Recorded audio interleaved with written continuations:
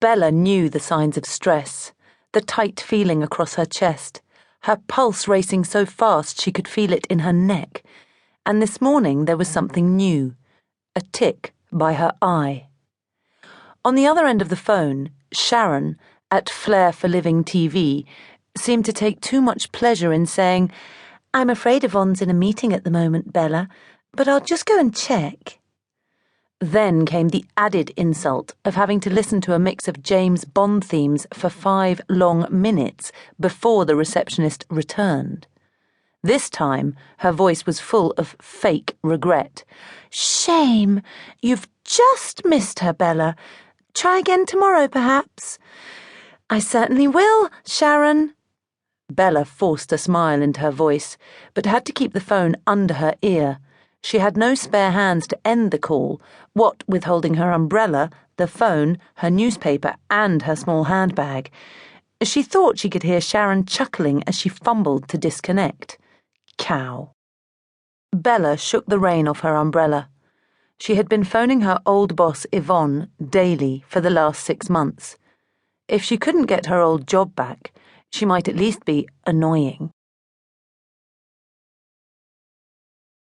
Bella preferred to tell people that she had been let go, rather than sacked, from her job as researcher at Flair for Living daytime TV channel, because it sounded better. She had spent years working at the channel, chopping vegetables, wiping surfaces, and coming up with some great ideas.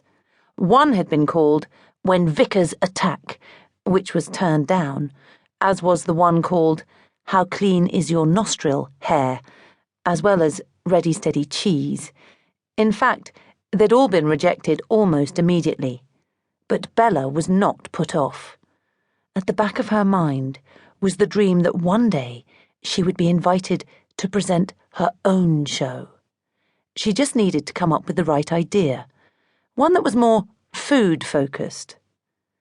Unfortunately, Flair for Living's controller, Yvonne, did not agree.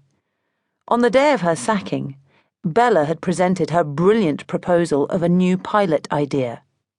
Finger Food was to be a lowbrow digital TV food and chat program. After an hour of pitching the idea, Bella had gone home with the quiet confidence that this show would be taken up, and she would be cast as the presenter she had always dreamed of being. Instead, Yvonne had personally dropped a letter through her letterbox only hours later, saying that, due to various changes at the channel, Bella would have to be sacrificed.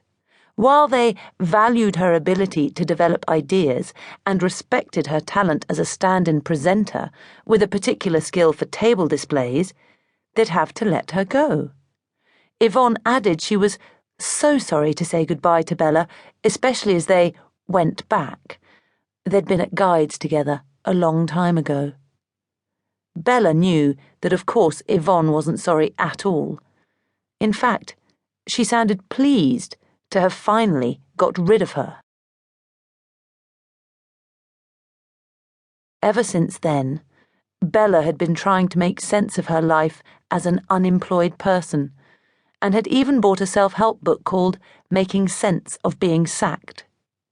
This gave instructions on how to get out of bed in the morning to avoid moping. Jumping was one idea. How to talk to at least one person a day, this could include a policeman, and how to have a vision of something nice in one's mind. Pretending to be on a date with George Clooney was offered as a helpful example. So Bella had created a new routine.